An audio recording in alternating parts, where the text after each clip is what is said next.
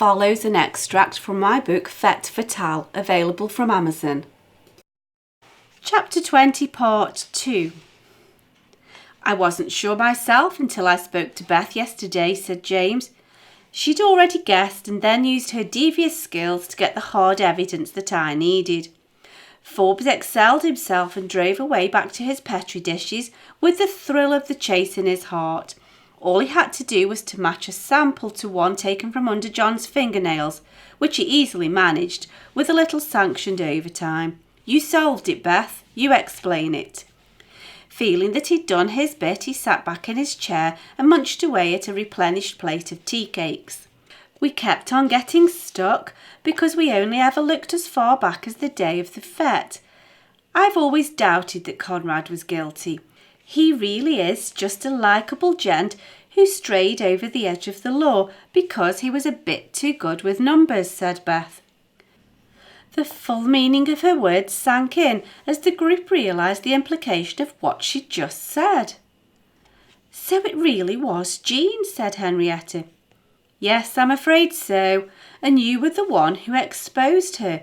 You provided the much-needed evidence, Henrietta, said Beth. Me? How? Think back to all of the preparations for the fête. Think about all of that silly nonsense about the jam competition. There was a long-standing debate about Emma's microwave method, which meant that you could quite easily make just a jar or two at a time. What sort of jam did Jean make as a treat for John and for her competition entry, said Beth.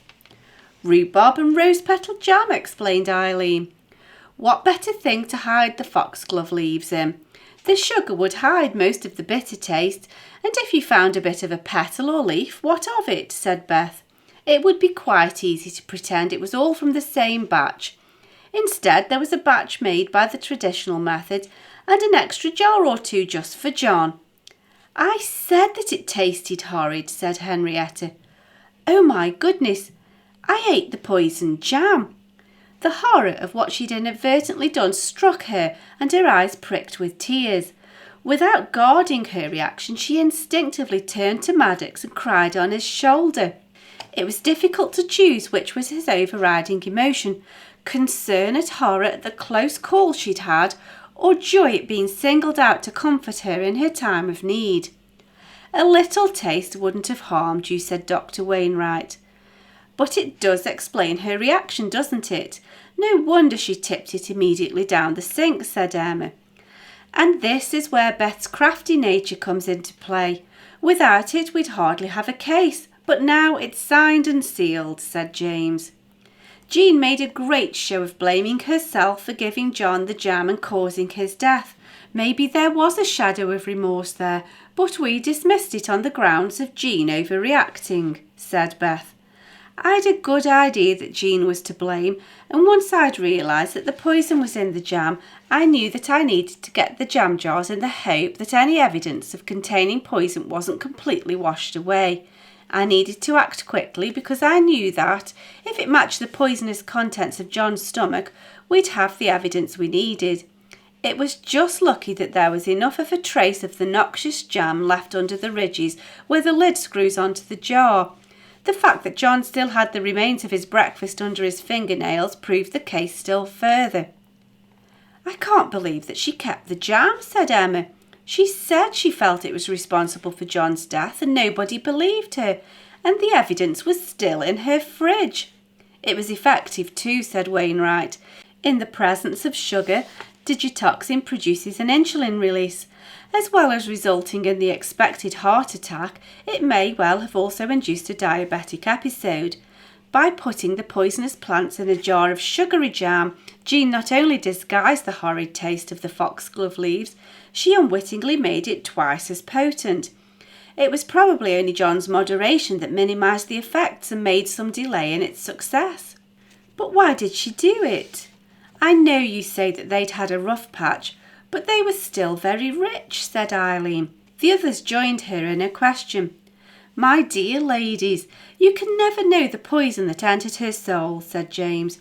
You've all contentedly worked alongside your husbands and family. You've willingly got up with ill children through the quiet of the night, and you're willing to roll up your sleeves and rough it for the common good. In fact, the secret is that you're not only willing to do it, but you do so with joy and pride. You know the satisfaction of working side by side through whatever problems life throws at you. Although we can't excuse Jean, we should pity her. When you've never had to work for something, you can never know the joy of satisfaction. She'd had it so easy for so long that she couldn't appreciate the concept of digging in alongside John to work together through this. She couldn't see that there can be joy and lack as well as plenty. And there I was worrying about her health and urging her to go out for her lunch every day. That's disgusting, said Henrietta. She'd composed herself now and was angry.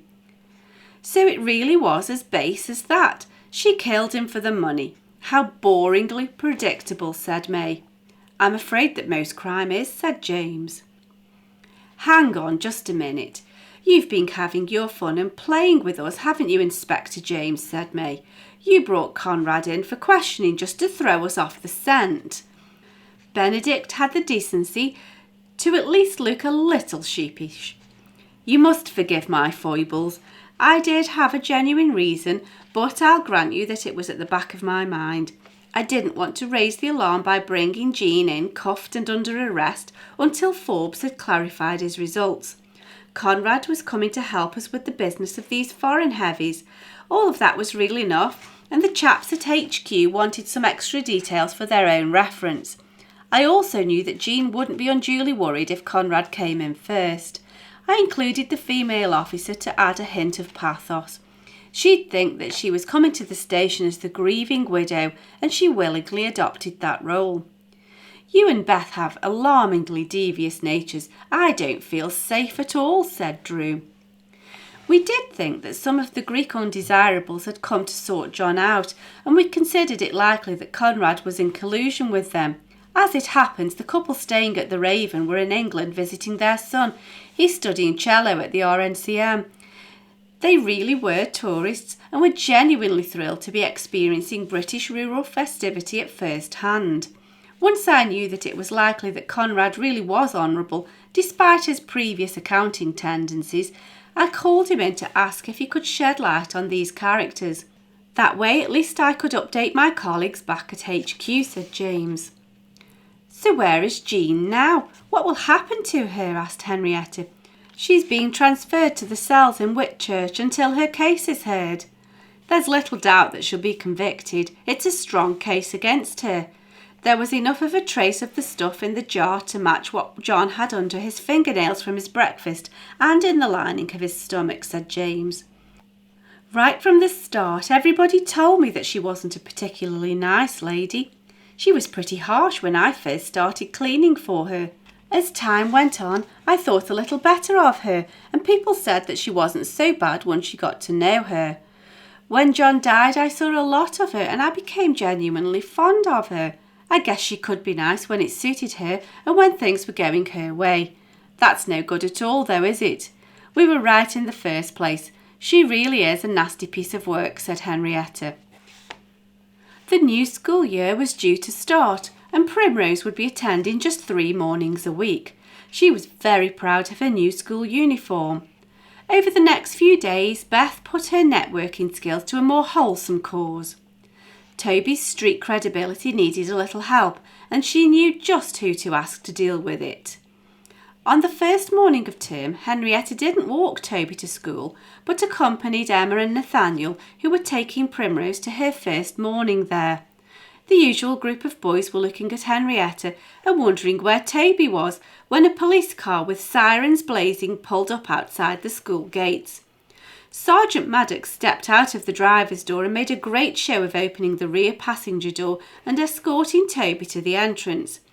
Maddox didn't hold Toby's hand as he normally would, but kept a stern, manful stare directly ahead of him.